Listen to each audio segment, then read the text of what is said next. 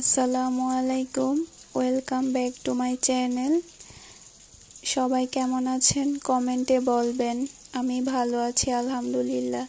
আজকে আমি দেখাবো গরুর মাংস রান্না আলু দিয়ে। গরুর মাংস রান্না করার জন্য চুলায় একটা প্যান বসিয়ে তেল দিয়ে তেলটা গরম করে নিয়েছি। তারপর দিয়ে দিলাম পেঁয়াজ কুচি, পরিমাণ মতো পেঁয়াজ কুচিটা দিয়ে একটু ভেজে দিয়ে দিলাম লবণ দেওয়ার পর মশলা দিয়ে দিব একে একে। এখানে দিলাম মরিচের গুঁড়া, আপনারা যে যতটুকু ঝাল খেতে চান মাংসটা ততটুকু মরিচ দিয়ে নেবেন। তারপর দিয়ে দিলাম হলুদের গুঁড়া দেওয়ার পর দিয়ে দিলাম আদা রসুন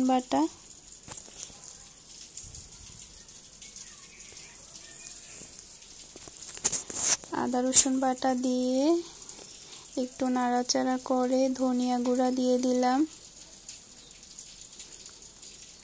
দেওয়ার পর কিছুটা পানি দিয়ে দিচ্ছি মশলাটা কষানোর জন্য। তেলের সাথে মশলাটা বেশিক্ষণ রাখলে মশলাটা পুড়ে যাবে, তিতো লাগবে খেতে। তারপর দিয়ে দিলাম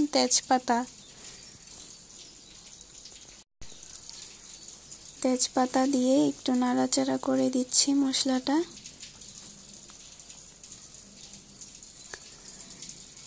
তারপর দিব জিরার গুঁড়া,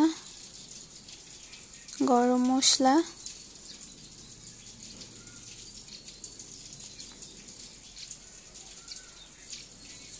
দিয়ে মশলাটা অনেকক্ষণ ধরে কষিয়ে নিব চুলাটা মিডিয়ামে রেখে।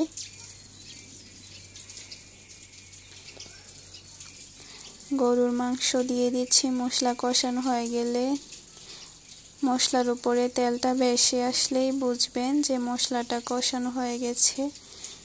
গরুর মাংস দিয়ে অনেকক্ষণ আমি চুলাটা কমিয়ে দিব, বলক আসার পরে কমিয়ে ধীরে ধীরে কষিয়ে নিয়েছি। তারপর কয়েকটা কাঁচামরিচ দিয়ে আলুগুলো ভেজে দিয়ে দিচ্ছি। আলুগুলোর সাথেও গরুর মাংসটা কষিয়ে নিব একটু, যাতে আলুতেও মশলাটা ঢুকে যায়।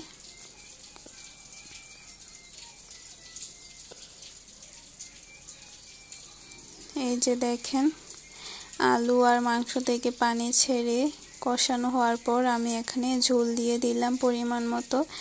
এখন মাংস সবকিছু সিদ্ধ করে ভালোভাবে জাল করে নিয়েছি। এই যে দেখেন গরুর মাংসটা হয়ে গেছে আমার, কতটা লোভনীয় হয়েছে, কালারটা একদম লাল হয়েছে, খেতেও মজা লাগে। গরুর মাংস মনে হয় যে পৃথিবীর সবথেকে সুস্বাদু খাবার।